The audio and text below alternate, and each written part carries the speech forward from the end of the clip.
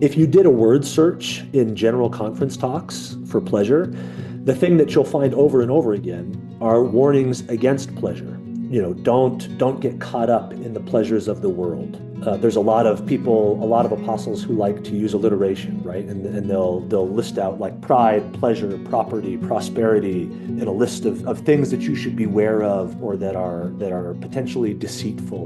And I think that their job is to be a warning voice on the tower, and so that's totally understandable. But for somebody like me, who maybe takes that counsel a little bit too much to heart, that also creates questions about like everything, right? Like, can I take pleasure in anything, right? I mean, I personally have sort of like had experiences where I felt guilty about like buying a gift for somebody. It's like that money could feed somebody.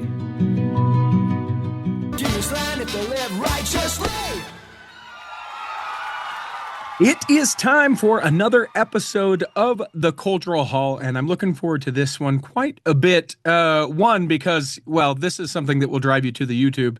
You have got to see Zach's mustache. Worth it. Worth the price of the follow and admission over on YouTube.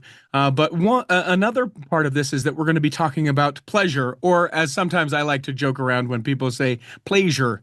So we may get into that quite a bit. Zach, welcome into The Cultural Hall. Hey, thanks so much for inviting me in, Richie.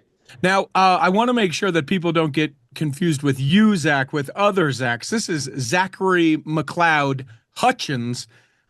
He let me know before we started recording. He actually kind of likes the middle name more than the first name. Are you the McLeods of the McLeods of the McLeods? Yeah, all my life I've been getting people asking me whether or not I was named after Highlander. Mm-hmm.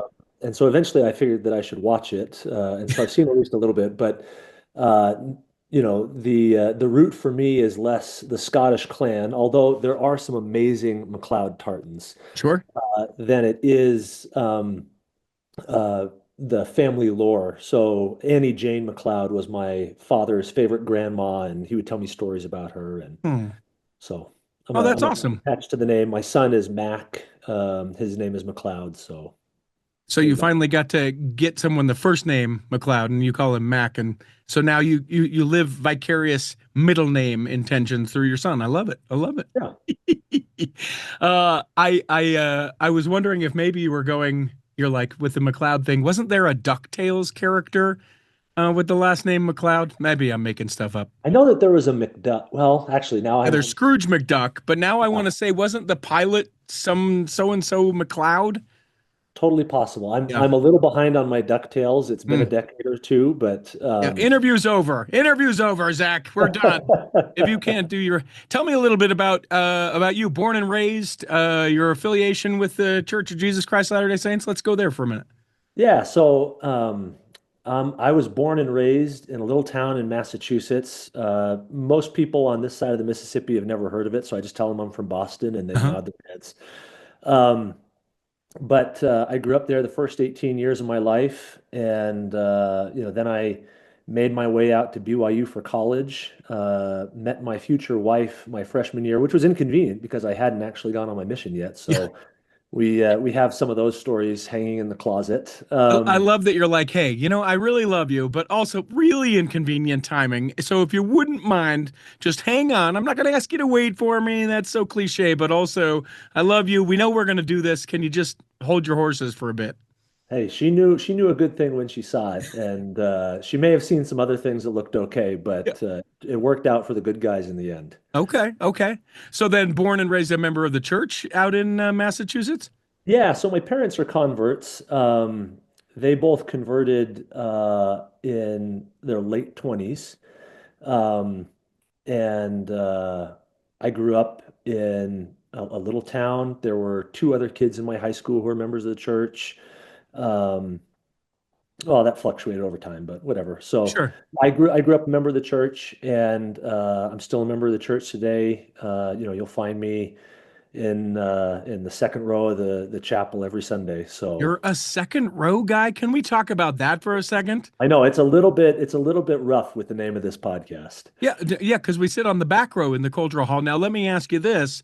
Why the second row? So this is strange. My ward, the first 5 rows in the center, no one sits in, and I can tell we've got a new bishop. He has considerable amounts of consternation about opening the xylophone door at the back because he's like, listen, there's 5 rows at the front, and once we open, it's like the spirit can only fill so much room, and then we are sort of diluting the spirit by opening the accordion doors more. The second row, like you have to be on, you're taking notes. Kids have to arm fold and be reverent. What are we You, second you row? have you have the exact opposite rationale for sitting in the second row.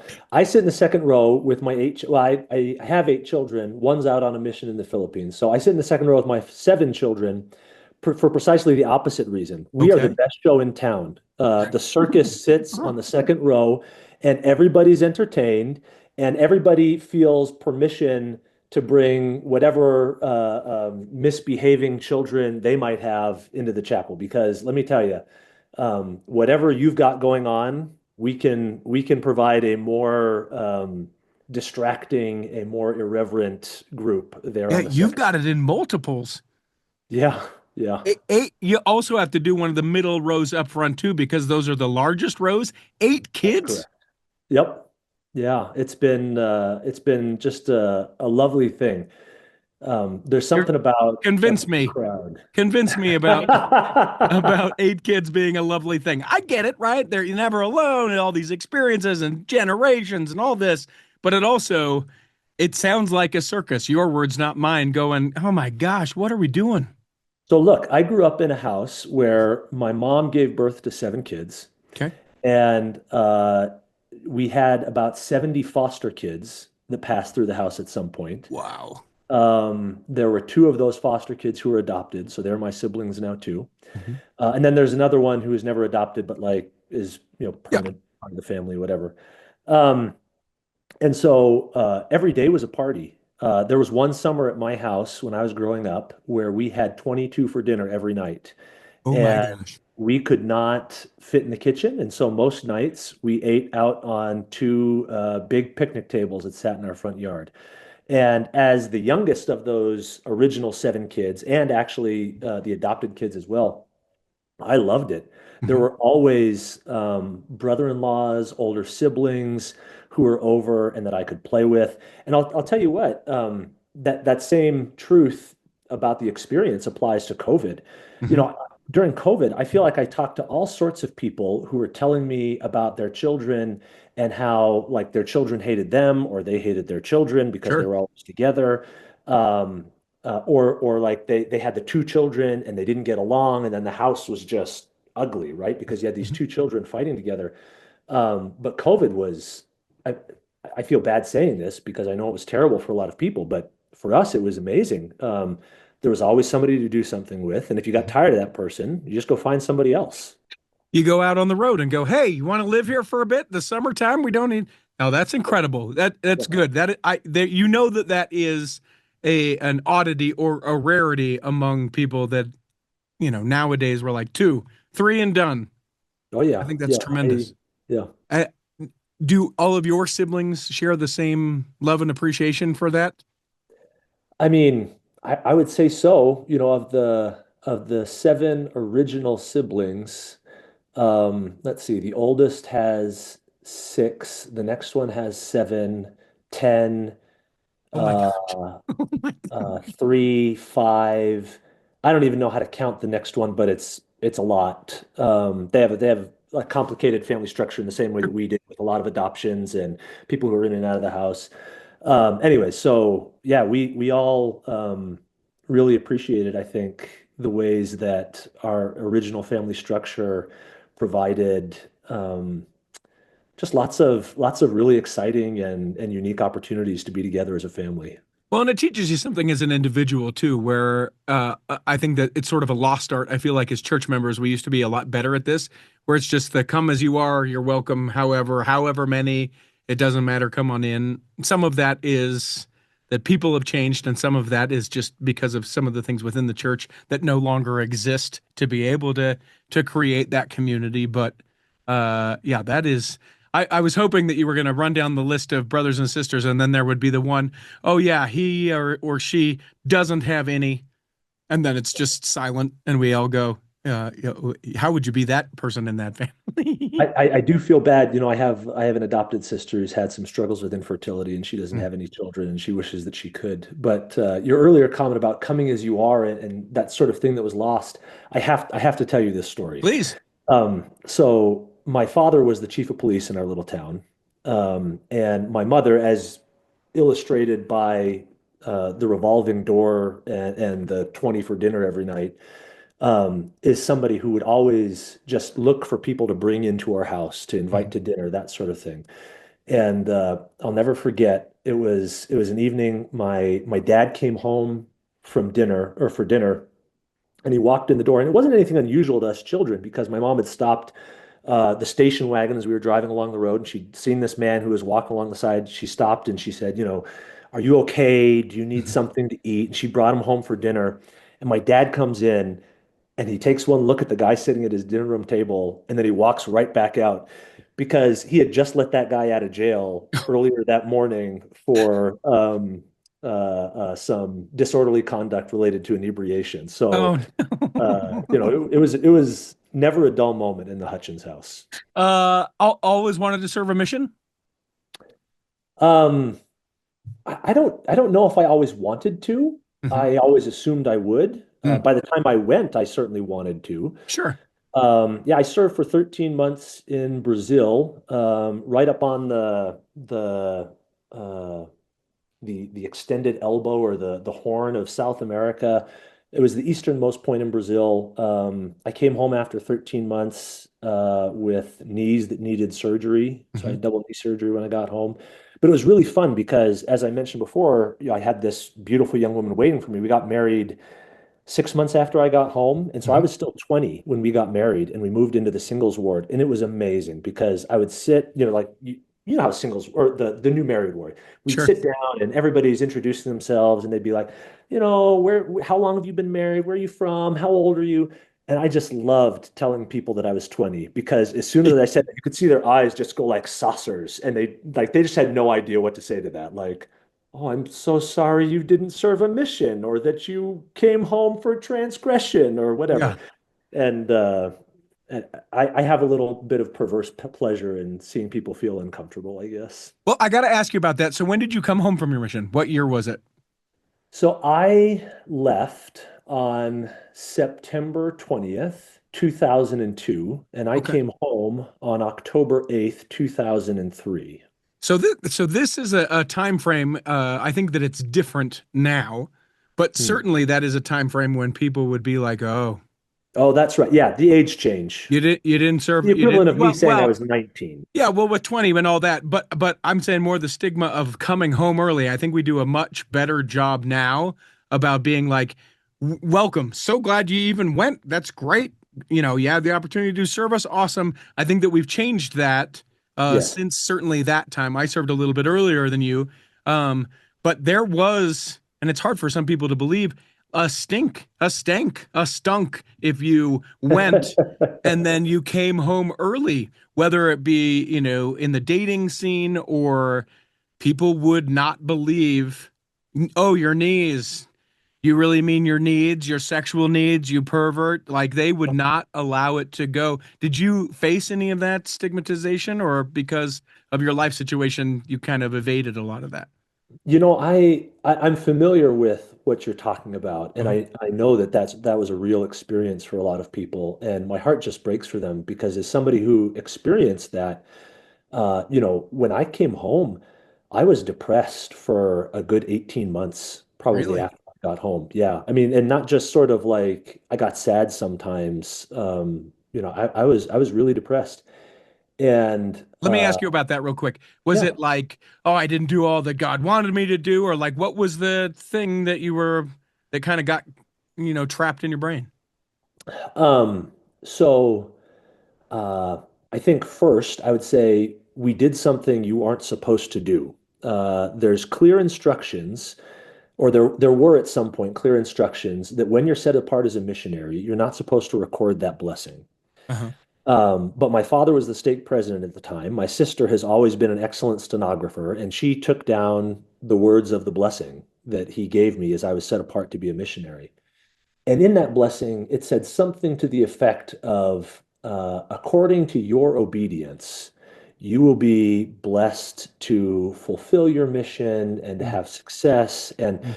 And so when I came home, um, I really struggled with the idea that my early return had to do with a lack of obedience or that I was somehow responsible and that I had done something wrong. Um, and so I think that that more than anything else was the source of the depression. Just this sense that I must have screwed up somewhere, and that this is my fault, and that if I had been a better missionary or a more exactly obedient missionary, that I would still be out there. I would have fulfilled my mission, Mm. whatever. And Yeah, I mean, it's I have because a very different perspective on that now, but that was a struggle that I had. it's because you recorded the blessing, right? That's what happened. That's Like your yeah, that's knees were right. That was perfect, and yeah. then Very first act as a missionary was disobedient. Yeah, I mean, I don't even know that I knew that you weren't supposed to do that. I just remember finding out later that that was in the handbook or that that was a policy somewhere, and I think to myself like, oh, well, that's actually a good idea because I took the language of that blessing probably a little bit too literally and a little bit too seriously. so you said you don't look at it that way now. The resolve that certainly is something that people today, even though the stigma has changed, I think that people still feel those things within themselves, even if it's 20 years ago or 20 months ago or 20 minutes ago. What Mhm. has been the resolve that you've found, the place that you've been able to go? Yeah, you know what? This is how I look at that now. I would give you two answers to that question. I think the first answer is that I've come to better understand that um, things we live in a world that is in which not everything is divinely preordained, right? There are events that happen that are the results of divine action. There are events that happen that are the results of human agency. And there are events that happen that are the result of chance or genetics or whatever it might be. And so I have a much more sanguine attitude about the idea that I experienced some things on my mission that were not preordained or that were not an outcome of my agency necessarily. Mhm. And then the other thing I would say, and this is actually sort of a precise 180 from that, is I went back and read some of my mission journals. And if you read my mission journals, or if, as I read my mission journals, I was really interested to see that I talked about wanting three things. Um, I wanted to marry Alana, my wife, this young woman who was back at BYU, who I had met, and I wanted two things, not three things. And then my parents were serving in Tampa Bay as mission presidents at Oh the time wow. that I was on my mission. And the other thing I wanted was I talked about wanting to go home and like finish my last few months of my mission with them. Mm, And those are both things that I got to do that if I had finished my mission, I probably would not have been able to do. And I say that um, both because I don't think my mission president would have just sent me home early to right. Tampa Bay to finish. And because I'm an emotionally needy sort of person, and I think if I had arrived home when I was scheduled to arrive home, Alana probably would have been on a mission, and I think I would not have been as faithful in waiting for her, or at least I would not have been around when she got home as Mm, she was when I got home. mm, So whether you want to talk about the first perspective, where we're really not in control of everything, and not everything is ordained by God, sure. or the second perspective where I really look back with gratitude for the blessings that were granted me that I had prayed for and that I had longed for. In either case, I've just got much more peace about that whole experience now. So you get home and go to school and decide I'm going to be a, or how did that work professionally? Um, so I was a double track guy. I was an economics major and an English major with a business minor. I'm And falling asleep already. that's Economics and right. English, please. Hey, listen, I teach English for a living now, so No, nap away. okay. I see them every day in the back row. But Um, economics, that seems like it seems like your answer, right? Here's an answer, and then 180 degrees away from that one is the other thing I want to study and become when I get older. Yeah, I mean, so I won some national business competitions when I was in high school. And so like that was where I was thinking with the economics path. But I growing up, I was a bookworm. I would read for hours and hours. And so I came to college thinking I was going to be a business major because I wanted to be successful. Mhm. But I took an English class for fun, my first semester, and I just could not shake it. I just loved it. Mm. Anyway, so I was going sort of both tracks, and I had an interview with Boston Consulting Group down in Dallas, Texas. They flew me out, and they were pretty excited about my candidacy. I was pretty excited about the possibility. I have a brother who was in business consulting. He had a friend who worked with Boston at the time, and I thought that was where I was going to go. But uh, they put me up in a hotel the night before, and they said, "Get whatever you want to eat." And so I just ate at the hotel restaurant, and I had some Mexican food. The interview's the next morning. Uh-oh. And oh yes. And so, about halfway through this interview process, I'm in the middle of talking with somebody and like sweat just starts coming down my forehead. And Oh I'm like, no. I'm really sorry, but could I just take a small break? I feel like I need to use the bathroom. And I had a terrible, terrible case of food poisoning. And like I missed a significant chunk of the interview process. I came out and I was apologizing very profusely. And the man said, "Are you kidding me? Don't apologize. I get to go tell all my coworkers that I just scared the poop out of this kid." And so he was super enthusiastic about my mishap. And for whatever reason, whether it was that specific incident or some other things that I was engaged in, my attention after that really shifted towards English. And I decided I was going to go get a PhD. When I decided I was going to get a PhD, Alana told me I wasn't allowed to have recreational double majors anymore. So we dropped the economics. And after I graduated, went out to North Carolina, which is where she had grown up, and where it happened that some really eminent scholars in the field I was looking into, early American literature, were. And so I did my master's degree and my PhD out there. Came back to Utah, taught at BYU for 3 years as a visiting faculty member.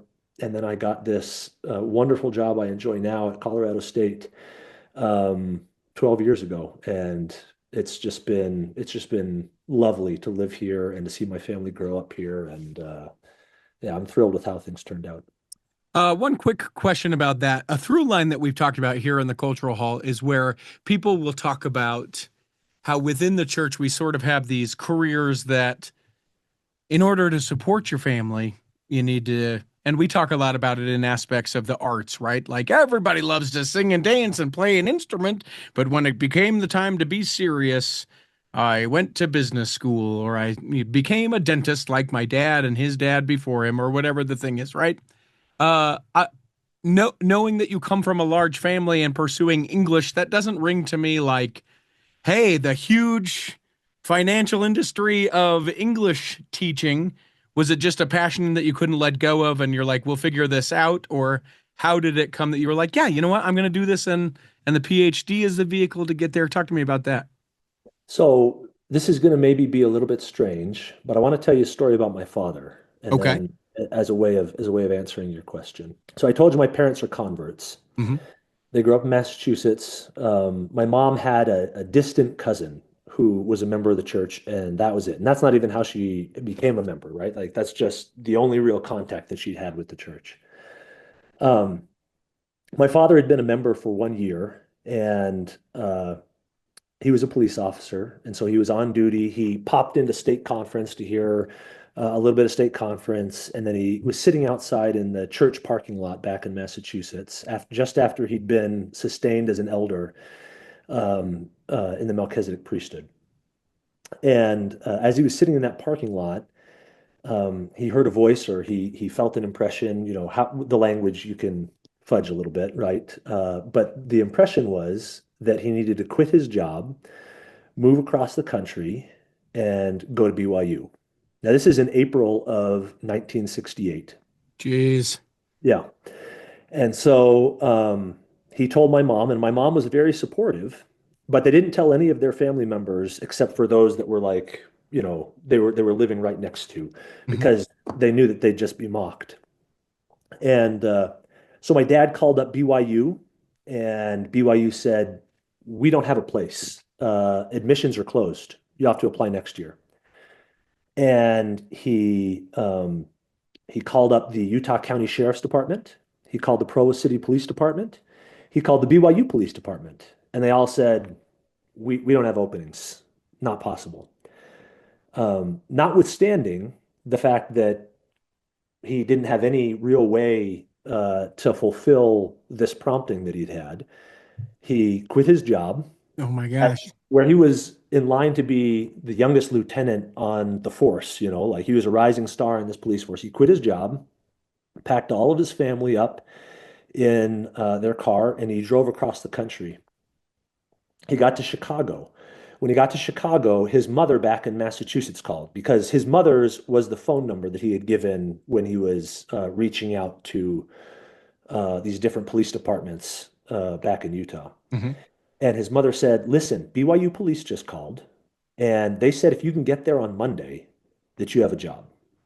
Jeez. And so they get in the car in Chicago and they drive. And they actually don't get there till Tuesday, but they held the job. Um, anyways, they show up there on Tuesday, and my mom has this distant cousin I mentioned who was a member of the church, and her husband taught at BYU. And so she'd called and said, like, can we just show up when we get there and you can sort of give us the lay of the land or whatever. When they arrived, there was a note on the door of the cousin's house. It said, "We just moved, found a great place. Please stay in our house." Wow. Wonderful miracle, right? Yeah. Goes into work for BYU police. And as he's filling out the paperwork, they say, "Oh, and as part of your benefits, you get to take classes at the university." And he said, "Well, I haven't been admitted." They said, "That's no problem. You can take classes." And so when he left, he had no place to live. He had no job. He had no way to attend school the way that he thought he had been commanded to do. When they arrived, they had a place to live.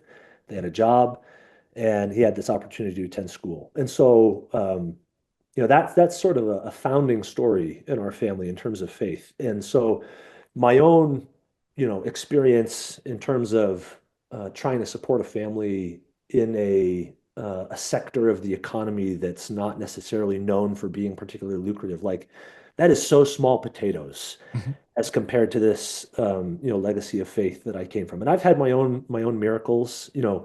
It seems like every time I have a kid, I get a raise or I get a grant or whatever. And I could tell some stories, maybe in another setting that would talk about that. But my experience and my faith has been that if you are trying to do what the Lord wants you to do, it, whether that's having a big family or a small family, right? Like I'm not saying that my experience is for everybody. Sure.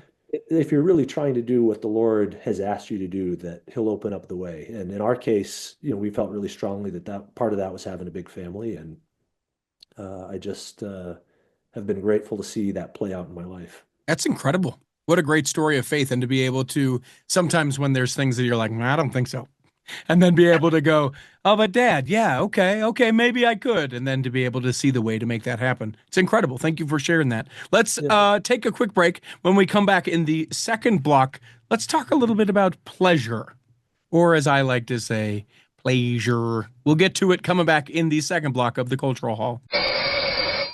I had an email from someone who listens to the Cultural Hall. I believe it was not a lifer, but a convert who said, "Hey, Richie, are you still teaching the podcast classes?" And the answer is yes. In fact, I have even fine-tuned it more than I ever had before. So you might be asking, well, Richie, how do I get on that? Well, you can always email contact@theculturalhall.com, or you can find me on social media wherever I'm at, Richie T. Stedman, and reach out and say, "Hey, I listen to the Cultural Hall. I would love to learn more about podcasting or your podcasting services, a class, a cohort. There's a group of people. I've even taught the ward historian about podcasting, what it is and how it might be a great benefit to people. If that's something that you're interested in, whether it's for your business or just for your private hobby, maybe something you see your future in, would love to be able to help you along the way. You can find me again anywhere on social media, Richie T. Stedman, or you can just contact us, contact@theculturalhall.com. Look forward to hearing from you. Let us podcast together. To be clear, this is still a show. Here in the second block of the Culture Hall, remember that you can always review this episode, and depending on what platform you are listening, you also have the ability to leave comments, and I would ask you to interact with it as such. If you've not yet left a review, and I know that there are a lot of you that have not done that, do so. Most people will do that on Apple. You can do that on Spotify as well, but Spotify also allows you to comment on the particular episodes. That Zach guy's up in the night could be a comment that you might leave, or man, what a great story of faith is another story, another comment that you could leave. The point is, leave a comment. You can even do non sequiturs or tangential conversations in the comments and also in the reviews. I welcome those as well. So go do that. Take the opportunity, press pause if you need to. If you're like me that has to do the thing when you're thinking about it, go and leave that review or leave that comment, and then you can press play. And now you've pressed play, and so we're going into the second block. Zach, you've written a book, Shall I Have Pleasure? An answer for Sarah. And some people may look at the cover of that and go, I don't know what Zachary McLeod Hutchins is even talking about right here. Give me context for the title. Absolutely. So I mentioned that I teach at Colorado State University. One of the classes that I teach there, at least sometimes, is a class on the Bible as literature. And as I was, preparing for a class a few years ago, I was reading in the book of Genesis, and there's this moment where you may recall that Sarah, Abraham's wife, has been promised a number of times that she's going to have children, and she sort of gives up on that promise at one point, and she says, "Well, like maybe Hagar, my servant girl, is the one that's going to fulfill this promise for us." Mm-hmm.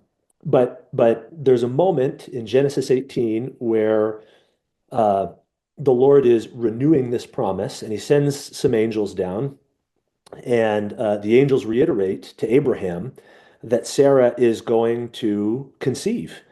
And it's really interesting because when Sarah responds, she doesn't say, "Are you sure I'm going to conceive?" Right? Or, "I've been waiting a long time." The question that she asks is, "Shall I have pleasure?" Or, in other words, not, "Can you make this thing happen?" But is this like, do you care about my experience of this thing? Right? Mm-hmm. Does it matter to you just that a child is conceived, or does it matter to you that as part of that process, I'm able to enjoy the experience of motherhood that I've looked forward to, that I've longed for all these years? Shall I have pleasure?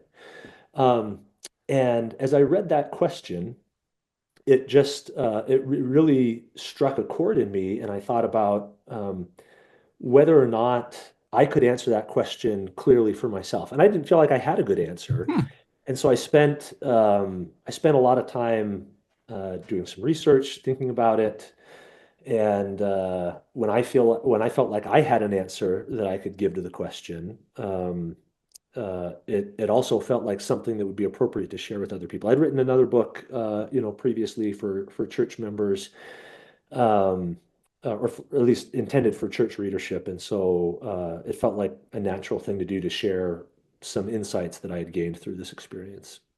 So it's basically like a wrestle that you've had and then you documented. I mean, that's a stretch. That's not exactly how it reads, but it's like, yeah, I struggled, and now you get to all enjoy the fruits of my struggle. Well, hopefully people get to enjoy it. I mean, it's a book about pleasure, so if you're not having a good reading experience, I've done something wrong.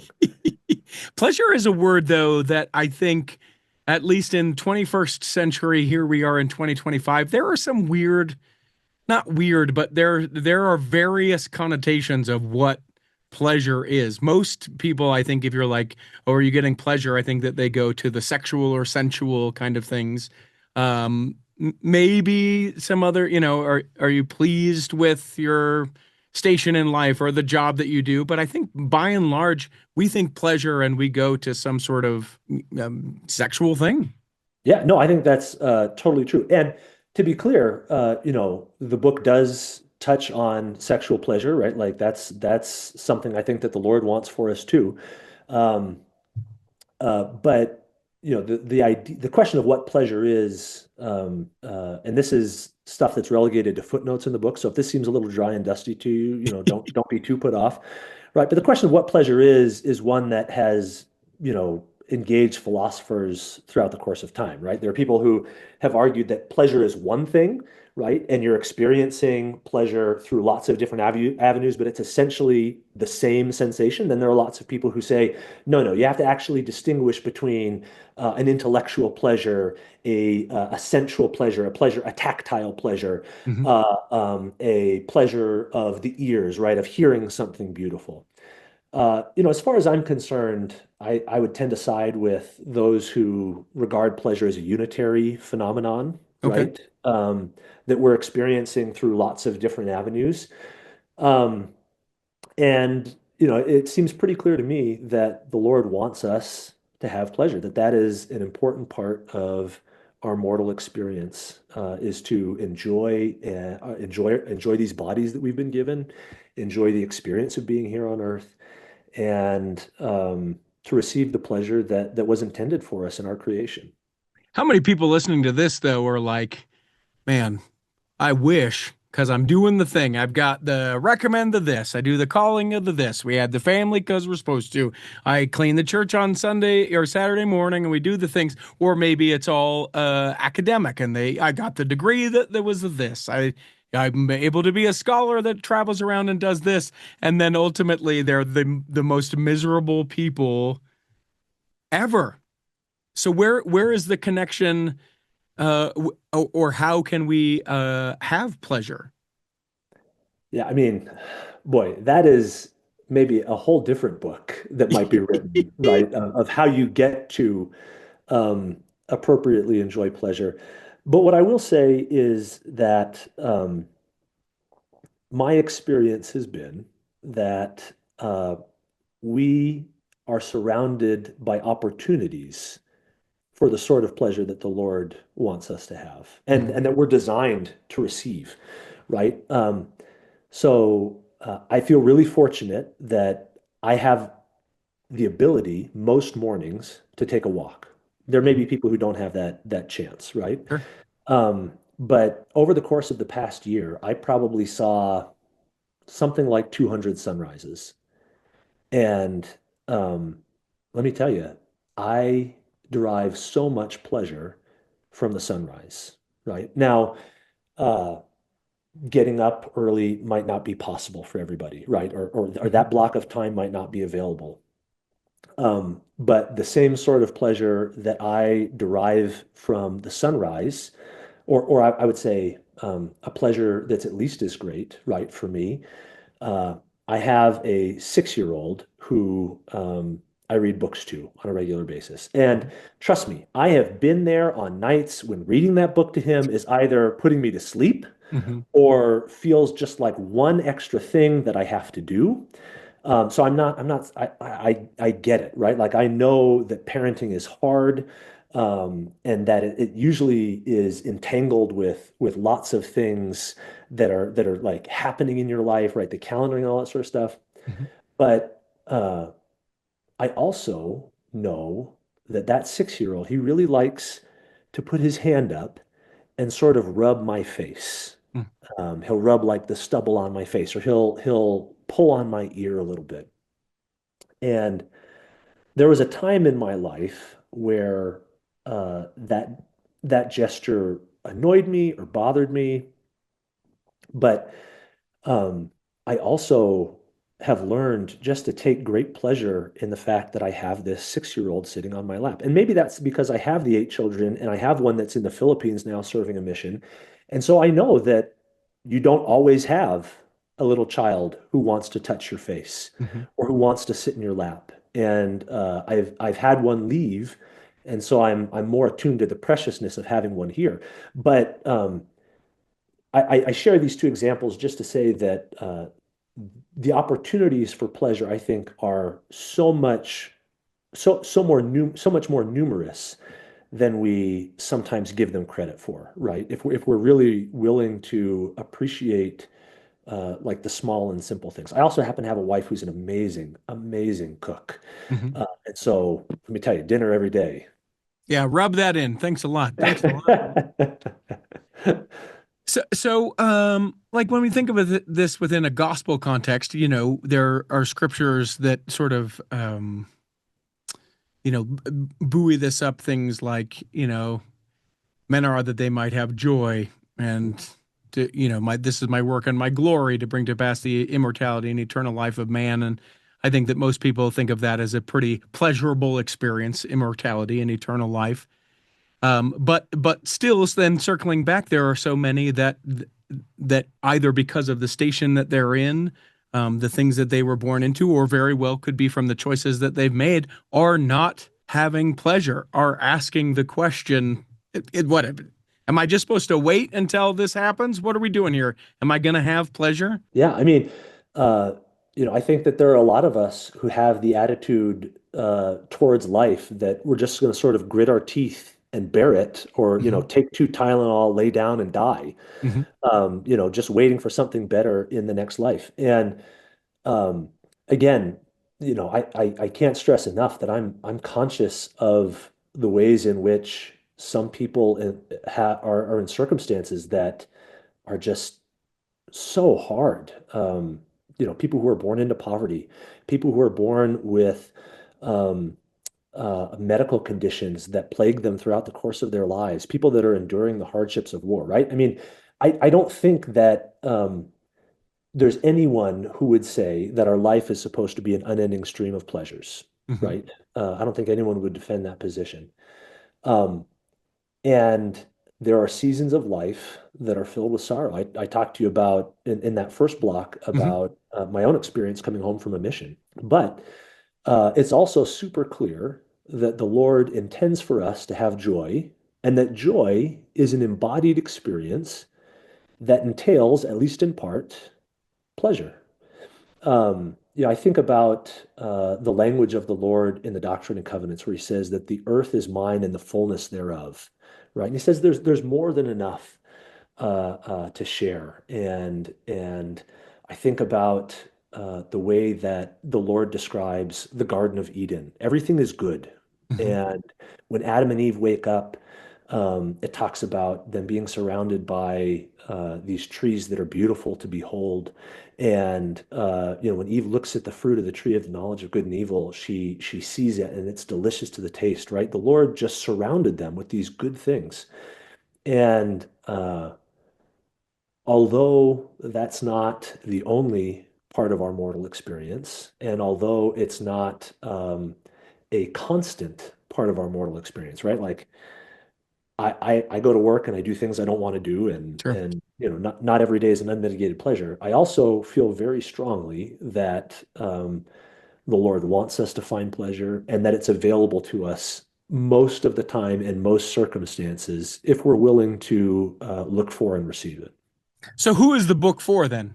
The miserable? Is it for those that are seeking some sort of hope and solace in a endure to the end kind of principled life? Or is it for the pleasurable or the pleasure to, know that it's all right that they have pleasure? Who is it for? So, what I would say in response to that is, I would just note that I think we as a church, and I'm speaking collectively, have not done a great job of communicating an acceptance of pleasure as a normal part of life, Hmm. or as a normal part of a gospel life. Um, if you did a word search in general conference talks for pleasure, Hmm. the thing that you'll find over and over again are warnings against pleasure. Hmm. Don't get caught up in the pleasures of the world. There's a lot of people, a lot of apostles who like to use alliteration, right? And they'll list out like pride, pleasure, property, prosperity, in a list of things that you should beware of, or that are potentially deceitful. Um, and I think that their job is to be a warning voice on the tower, and so that's totally understandable. But for somebody like me, who maybe takes that counsel a little bit too much to heart, That also creates questions about like everything, right? Like, is can I take pleasure in anything, right? I mean, I personally have sort of like had experiences where I felt guilty about like buying a gift for somebody. I was like, that money could feed somebody, or that money, should be donated somewhere. Um, I tell a story in the book about my time serving as a missionary when, again, you can think back to that blessing I was given. Obedience was number one on my mind, and I was out walking with my companion. Shout out Elder Baker. Elder And Baker, whoa. that's right, that's right. Um, and we were walking. We didn't have an appointment to go to, but we were going to go like check on some less active members that we were going to go see. And we were walking by this group of children, too young to be baptized. They were like 5 or 6, and they were just playing in the street. And Elder Baker was like, "Let's stop and play with them." And I was like, "What do you mean, stop and play with them? Like we have work to be doing. Like I'm here with a seriousness of purpose." I was so self-righteous. You would not have liked me on my mission. I was Nobody. the same way. We would have been companions. We would have crushed it. Yeah. Anyways, he says, let's stop and play with them. And that was crazy to me. I thought we should be working. We should be driven. We should be doing the things. Um, but we stopped and we played, and it was a great experience. And after we stopped and played, this woman came out of the house and she was like, "Look, I run a daycare. I was watching you. Thanks so much for entertaining these children." And we explained to her who we were and what we were doing. She said, "Oh, I'd love to hear your message. Come back later." And as it turned out, she ended up being the Relief Society president of that ward when I left Brazil. Mm. Right? Now, it's not about the outcome, right? But the outcome helped me to see that it's not all work, right? That sometimes it's okay to take a break, to have some fun, to play a game with a kid, to buy a present for a loved one. In terms of the present, I think back to the story that I talk about in the book of Judas. Judas was sort of like me on my mission, right? Where Okay.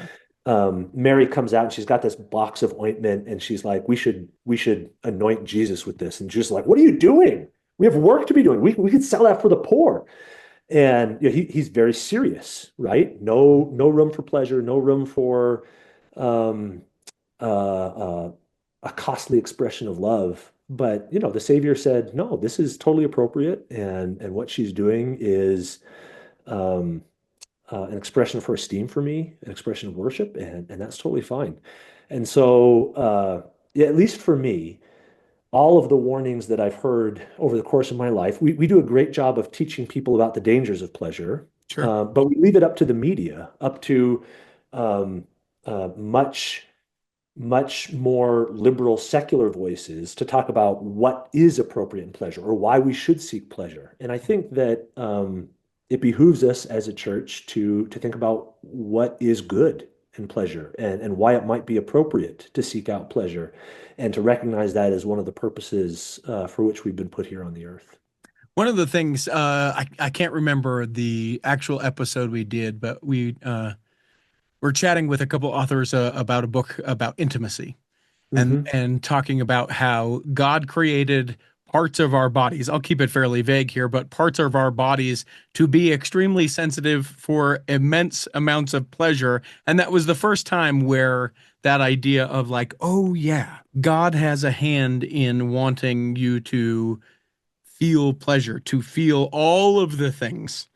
And that was sort of a watershed moment where I was like, what else have I not thought about that might be what God created? I think the thing that's difficult, perhaps for you and for me and for a lot of people, is that it feels like maybe the idea of pleasure kind of goes in that gray area where we like to look at black and white, because stopping and playing with kids on your mission one time is great, two times that's also fine. All you're doing is playing with kids, in the street and not teaching anyone. What's the slippery slope? It's the camel's nose in the tent. And then quickly we're able to take pleasure and go, you know what? I may not have pleasure, but I know I won't have the pain of living too much in the pleasure. Yeah, I mean, that's totally fair. And I think it's a good problem for us to wrestle with. Yeah. I've mentioned a couple of times I have the son serving a mission in the Philippines, and he really has a gift with small children. I was talking with him just the other day, and he said, I told all these kids at the houses that I go to, I'll play one game of tag with you, and then I can't play anymore because I'm too tired. Now, he's not actually too tired, right? But that's something that he's found where he can have a little bit of enjoyment, the kids can have a little bit of enjoyment, but there's also a boundary to it. And you're right that there's a time and a place for us to be serious and to move on. Um, But I I think think that's where we struggle with it so much, is because it is, well, I don't know. Is this too much pleasure? Yes, it's definitely too much pleasure. I'm clearly enjoying myself too much. Sorry, God, I really had a great day today. I should have been a little bit more sacrificial, or whatever these narratives that we get from within the church and without that Mhm. are like, nah, I'm not sure. The idea that good Christians shouldn't be rich, or whatever the things may be, that narrative that's around us, that it really is like, okay, I have to really be in tune with myself. And so many people are not, that they just default to one or the other. Yeah, absolutely. What Paul talks about, he talks about being temperate, right? And walking a line of moderation. And the issue is that for a lot of us, we don't trust ourselves. We having experienced moments where we've lost control, right? Mhm. And we've veered too far in the direction of pleasure. The knee-jerk reaction is, I can't do that thing anymore, right? Like because that's all I'll think about, or that's all my life will revolve around.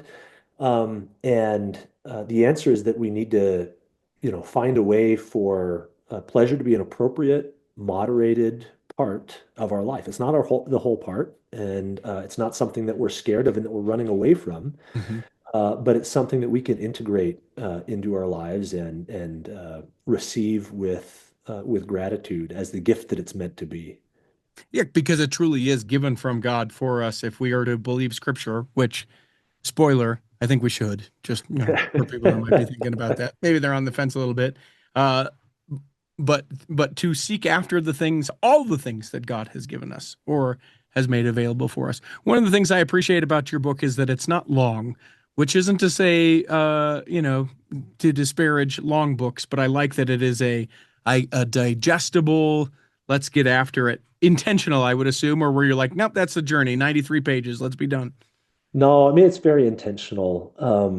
I'm quite aware as an English professor that people may not read as much as they once did, or that when they read, that you're in an ecosystem now where people have almost endless optionality. They could be doing anything. Mhm. So if you're going to provide a book or something else, a podcast, right? You want to make sure that um, it's worth people's time and that they're fully engaged the whole way. And so for me, the best advice I give any writer is write out a draft, cut it in half, and go from there, There you right? go. Because inevitably, there's a lot of stuff that we just don't need. And so I try to practice what I preach as somebody who teaches writing.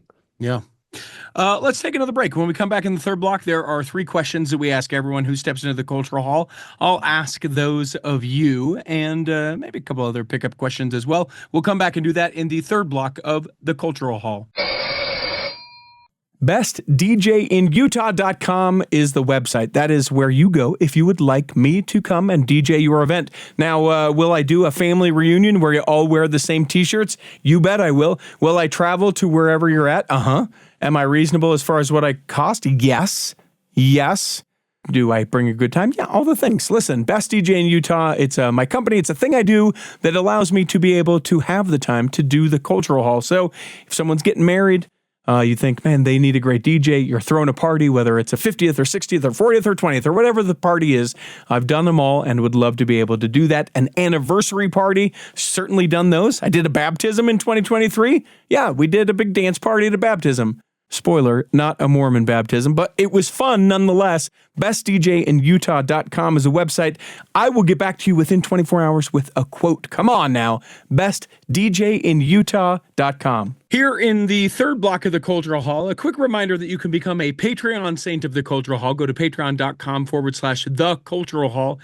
Being a Patreon saint, what does that mean? Well, it means that you're putting your money where your ears are, and we appreciate the heck out of that. It also gets you to be a part of the secret but not sacred Facebook group where all the Patreon saints are hanging out. Love it if you would do that. You get to be a part of that where we have tangential conversations that oftentimes have nothing to do with the episodes, but maybe you mentioned Colorado State, and then people will say, Colorado State, there's a great Italian restaurant, and then we go down a rabbit hole from there. Rarely, but sometimes, actual commentary about the episodes. Become a Patreon saint. Go to patreon.com/the Cultural Hall. There will be a link for it in the show notes. Zach, you mentioned that this not your first published work. I'd love to know just briefly what is in the past and also what is in the future. Yeah. So I wrote a book in 2019 on spiritual gifts. Things like charity and peace and all that kind of stuff? Yeah. It's yes, those things, but also the ways in which we might seek for and receive other spiritual gifts. In the book, I talk about the gift of being anxiously engaged, the gift Okay. of gratitude, the gift of gathering. If you look at the ways in which we've talked about spiritual gifts, it's pretty clear that the lists that you get in Doctrine and Covenants section 46 or in Moroni chapter 10, that those aren't exhaustive by any means. And I love the example that was set by Elder Bednar when he talked about Moroni having, or sorry, Mormon having the gift of being quick to observe. And so in that book, I talk a little bit about the doctrine of spiritual gifts and about the process of seeking out and acquiring spiritual gifts. And then I do some case studies from the Book of Mormon. So let me ask you this about that. Say I want to be more gathery. I want to be more charitable, but I recognize, boy, that is not the thing. Is it your supposition, or is it your proposal, your proposition that I could go, yeah, God, I want to be more gathery, and that I might be able to receive that gift? Or are some of those gifts just innate to our personality, and God has given us those and then asks us to, use those further? Yeah, that's a great question. I think what I would say is that it's clear that we all have spiritual gifts that are innate to us or that we Yes. arrive with having developed those in a pre-existence or just by virtue of the home environment in which we grow up, however you want to frame that. Um, but it's also clear to me that we can develop spiritual gifts that don't come naturally to us. And I will just say that I am not naturally a very charitable person. Boy, um, judge not lest you be judged. That was Jesus speaking right to me. Yeah. And Zach, are you listening? This one's for you, for others as well. But Zach, that's right. Matthew didn't write that part down, but I'm pretty sure Jesus said it even in the original. yeah, parenthetical, sure. That's right. And so I won't make any claims to being some great paragon of charity, but I will say that I have received that gift on occasions, Mm. right? When I would not necessarily otherwise be inclined to charity. Um, one of the interesting things about spiritual gifts, if you read Doctrine and Covenants section 46, it's really the only place other than the sacramental prayers where we're told to always remember something. So in the Mm. sacramental prayers, we're told to always remember Jesus Christ. But in section 46 of the Doctrine and Covenants, we're told to always remember the spiritual gifts and for what they are given. And I take that pretty seriously. That sort of became the starting point for the book. What does it mean to always remember? Why is it that we would be commanded to always remember spiritual gifts? And at least for me, that was a transformative moment in my life where I really felt the power of God and the presence of God more fully than I had before. This book, the Shall I Have Pleasure, an answer for Sarah, is through Koford Books. Was that book through Koford Books, self-published? No, that one was through Covenant Communication, Okay. which is like a subsidiary arm of Deseret Book. Okay. So what if anything, and you don't have to because I understand how much work all these are. I'm not heaping it on you right now. Yeah. But is there something that you're looking forward to, or in the midst of writing where you're like, yeah, I'm struggling with this, and now I'm writing about this as I make my way through the journey, or whatever may have prompted the next thing? Yeah, no, I'm super excited. This is more a quirk of timing than any sort of great productivity on my part, but I actually have two books that are on their way. Okay. So one is going to be coming out on December 1st of this year, uh, 2025. 2025. Yep. And it's an epic poem treating the early life of Joseph Smith. And I have some amazing illustrations that are being done by the artist who likes to refer to himself as Godwin. This is an example of one of them. Okay. So he's doing illustrations for the project, and that's been a book I've been working on for 20 years. And You'll so for I'm, you'll forgive the crudeness of this question, but an yeah, epic poem, in my mind, when I hear epic poem, I'm like, my name is Joseph. Her name is Emma. I love her so much. She's a total gemma. That's probably not what it is. What is an epic poem? Is it just one long, I have no idea. That's not my world at all. What is an epic poem? And yeah. yeah. So epic poems are first off longer, right? So roses are red, violets are blue. Like those are lyric poems. They're really Okay. short. So you can think about things like the Iliad or the Odyssey by Homer, the Divine Comedy of Dante, Paradise Lost by Milton, right? These are usually longer poems. They usually deal with sort of questions of national identity. In this case, I might say it deals with the question of religious identity. Um, and they're narrative, so they're telling a story, and they're the genre of literature that has like the deepest roots in literature, right? And so like Homer's Iliad and Odyssey, like those are the very first things. And so a lot of people, when they're trying to connect their nation or their tradition to the larger literary conversation, they'll go to something like an epic poem. And Hmm. so I'm not by any means the first person to have written an epic poem from the perspective of a member of the Church of Jesus Christ of Latter-day Saints. But I think this one has something unique to offer. And while a lot of poetry and some epic poems are written in rhyme, Mhm. this one isn't. In fact, if you sat down to read it, I think you would feel like you're more like reading a novel. It has the feel of prose, even though, if you know about poetry, you'd also be able to recognize what it is that I'm doing that makes it a poem and not a novel. I like you well enough to extend the idea of reading that because as you were like, yeah, it's like Homer's The Odyssey, and then you listed off a bunch of things that I was supposed to read in high school that I did not read in high school. Like it was like, yeah, I remember we were supposed to do that, but I have enough respect for you and the conversation that we've had. I'll definitely check that out. That's only one, you said. There's two. What's the other thing?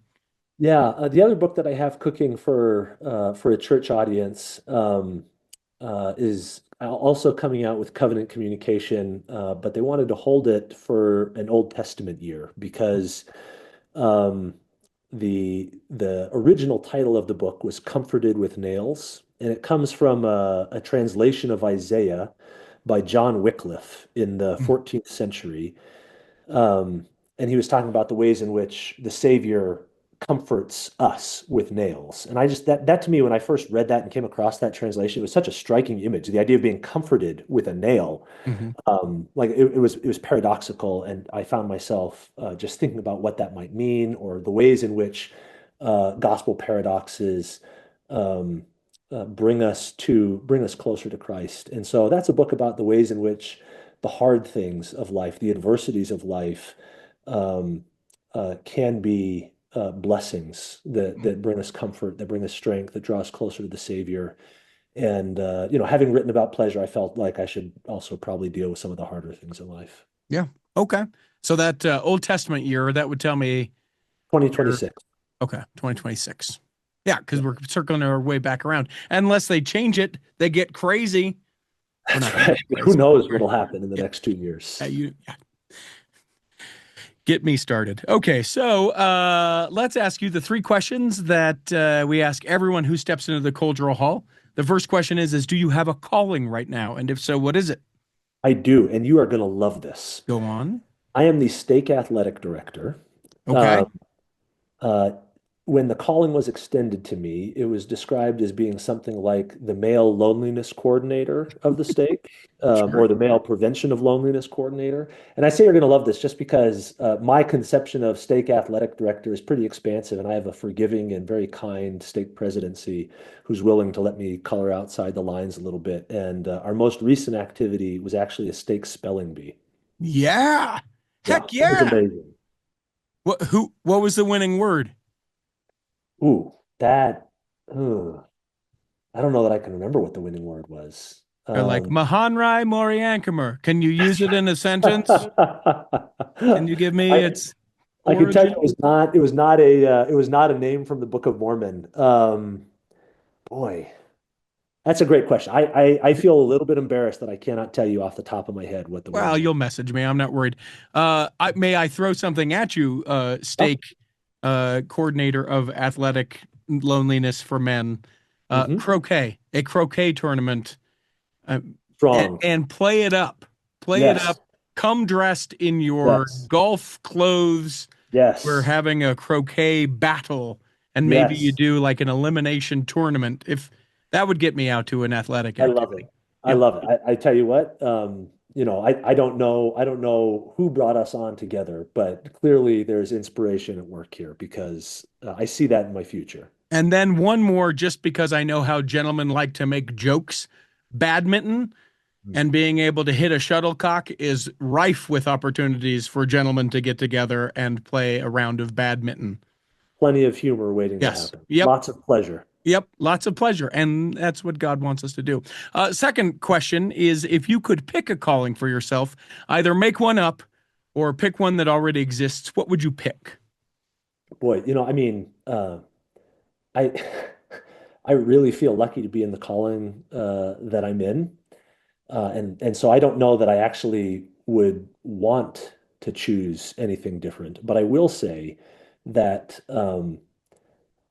because of the way that I tend to read the Old Testament, again, like I teach that course on the Bible as literature, Mhm. I've always wanted to do the Old Testament in gospel doctrine. And because let me tell you, the Bible, the Bible has some weird stories, and I Yes. think I think we tend to homogenize them to make them safe and to like strip out the craziness of what is actually happening in the Bible. And so I would love to just spend a year like really going deep into the Old Testament with church members and to wrestle with like the uncomfortable things that happen in the Old Testament. And it, if I have one pet peeve about the Sunday school curriculum, it's that like when we get to the Old Testament, we spend the first 2 months in the Pearl of Great Price, which is the shortest book, and like we could do that during Doctrine and Covenants. Like, give me Sure. all of the Old Testament. Like, I want to read Judges in the Old Testament. I want to read the story about the Levite who cuts his concubine and sends off pieces to everybody in Israel, right? Like, we don't ever talk about that story, but that's wacko, Oh, right? we don't. That is crazy stuff that is going on in the Old Testament. Like I want to do Balaam and the talking donkey. Yes. I want to do it all, right? Anyways. So we'll talk to the stake president because you should be able to like on a stake level have it be an option or at very least in your ward and it's just like crazy Old Testament. So when we do it, you have the two rooms and people can go and it's like you can serve God or you can serve, otherwise. But we can go to the crazy Old Testament class and people just know what they're getting into. Yes. The final question that we ask everyone, we ask you to interpret it however you may. But the question is, what is your favorite part of your faith? Hmm, that is a great question. I think the thing that I love most about my faith, and I'm understanding faith here not so much as my personal testimony, but of the larger religious tradition that I belong to. My favorite part is that I have so many additional stories about Jesus Christ. I think about I have lots of friends who are wonderful people who belong to strong faith traditions, um, and they love the Bible. And I just think to myself, you love the Bible and you love these stories about Jesus, but like I have twice as many as you do, and I would not give those up for the world, right? Mhm. Um, I I love that the Book of Mormon gives me a super clear, detailed view of Jesus's post-resurrection ministry. I love that I get to hear about Lorenzo Snow seeing the Savior in the Salt Lake Temple. I love to hear from President Nelson when he talks about the Lord waking him up in the middle of the night and he's got a little flashlight on the end of his pen so that he can see what he's writing as he's taking notes at his bedside table. I love the way in which the gospel of Jesus Christ draws me closer to the Savior and just provides me with more contact points, right? There's just so much more that I get to know and love about Jesus Christ because I belong to the restored Church of Jesus Christ in these days. And so there's lots of stuff that I love that's cultural, Mhm. right? And there's lots of stuff that I love about um, the gospel and the way that we live it, right? And that it draws us together. But more than anything else, I love the way in which my faith provides additional opportunities to know Jesus Christ. Yeah. Awesome. Well, the name of his book, and his is Zachary McLeod Hutchins. You're in deep trouble, Zachary McLeod Hutchins. Like Thanks, your Mom. mom. Yeah. It's Shall I Have Pleasure? An Answer for Sarah. You'll find a link to be able to purchase that in the show notes. A shout out to our friends over at Greg Koford Books who made this interview possible. And look for all this stuff with Zach coming out in December of 2025 and in some time of 2026. More great stuff, and that will just be a tip of an iceberg of a life dedicated to sharing the wrestles that he has so that we can all kind of experience through his experiences. Zach, I hope that this episode has nourished and strengthened your body, that if you are not healthy enough to listen this week, that you will be healthy enough to listen next week, and that when the time comes, you will be able to travel home in safety. In the meantime, Chris at Alpine Lakes Travel, Debbie Wanless, Chocolate Cake Bites Podcast, and the Tiger, with a U, will be saving a seat for you on the back row of the Cultural Hall. Save me a seat, it's sure to be neat on the back row. We really gotta go on the Cultural Hall show.